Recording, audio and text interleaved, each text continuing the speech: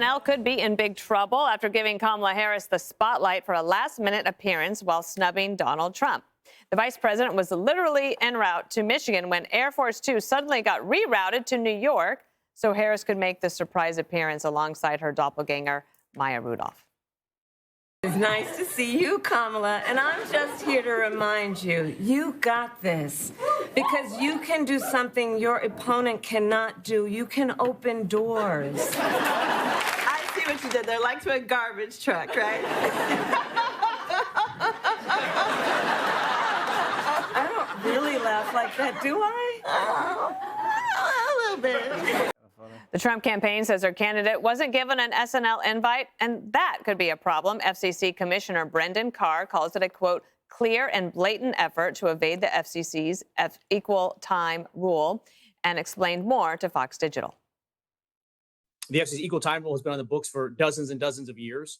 NBC knows this because this exact issue has come up time and time again with respect to this exact program. And it's important that the FCC come together and we take action. Otherwise, our rules are absolutely meaningless. And don't take Brendan Carr's word for it. Here's Lorne Michaels. Just a month ago, he said this: you can't bring the actual people who are running on because of election laws and the equal time provisions. You can't have the main candidates without having all the candidates. And there are lots of minor candidates that are only on the ballot in like 3 states, and that becomes really complicated. So something happened here. If you were in Michigan hoping to see her, you got cheated of that, Harold, and you got 30 seconds of her on SNL instead.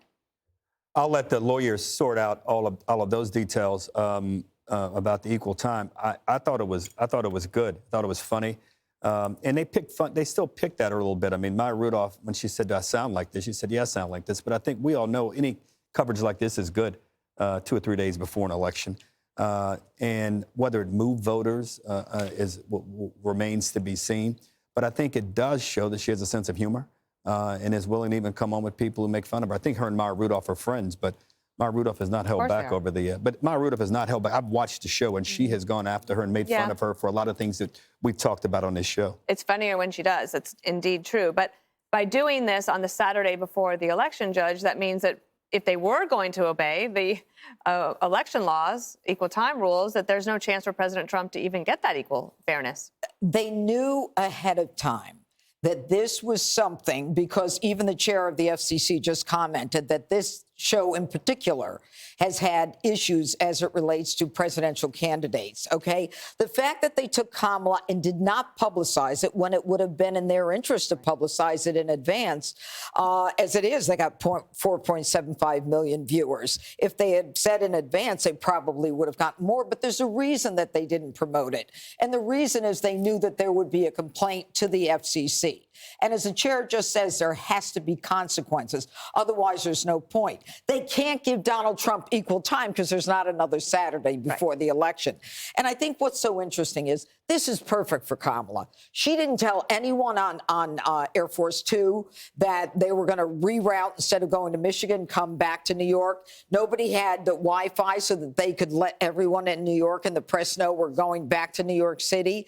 I mean, and it's scripted. It's the only thing Kamala can do well. If she reads or if it's scripted, she'll do. Joe Rogan, though, she couldn't do Joe Rogan, but she can take Air Force Two and crisscross the country to do Saturday Night Live. And I think that what it pretends, if she does win this election, is what presidents are going to be able to get away with. Not serious interviews, but whatever they want.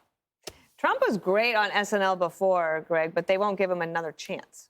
I thought that was so brave of her going on there. I mean, the way they came after her, she knew it wasn't going to be pretty, but she still went on there. What's so perfect about this is that skit was the same exact skit as Donald Trump and Fallon. So she can't even do an original skit.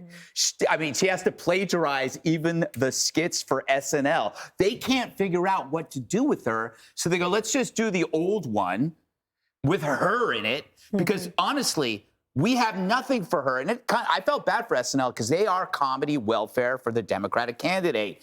This is the check at the end of the month. It's not like she earned it. She's entitled to it. You know, you got to throw her a bone. If you didn't, it's, you know, DEI for the Democrats.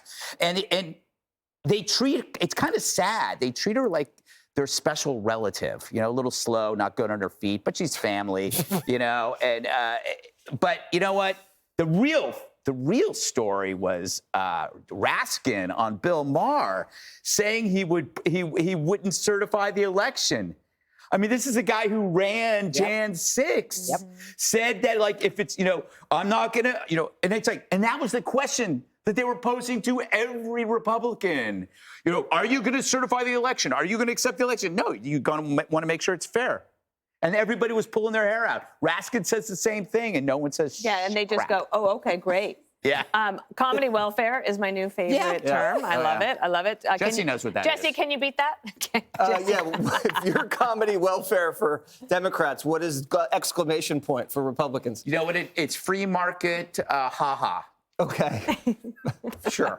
I'm tired. I just ran the marathon, Dana, and I came right to work, so I don't know if I can make it through the whole show. But you're right. She should have done Rogan. She did this instead, and that tells you everything about the Harris campaign. Yep. And the symbolism of them breaking the law to hurt Trump tells you what they've done and what they're going to do if he wins.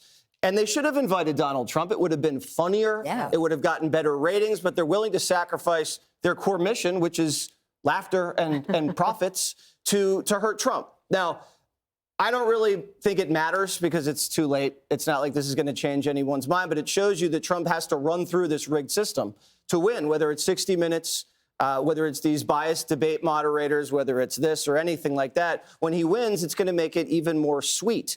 And Glenn Greenwald was on my show the other day, and he said a lot of his friends in the mainstream media say that they think the mainstream media is pro-Trump, that they think the network brass, these are like producers, writers, and they think they're actually biased in favor of Trump. So these are the type of people we're dealing with. So when Trump says, well, we're going to have to yank some licenses, it's because these people are political operatives. They're not really journalists. So if Donald Trump does win, I expect him to appoint someone really strong at the FCC, like Hannity. Yeah. So he can just knock heads together and yank licenses. Excellent point. Yes. All right, talk about choose your own adventure. That'd be fun. All right. Click here to subscribe to the Fox News YouTube page to catch our hottest interviews and most compelling analysis.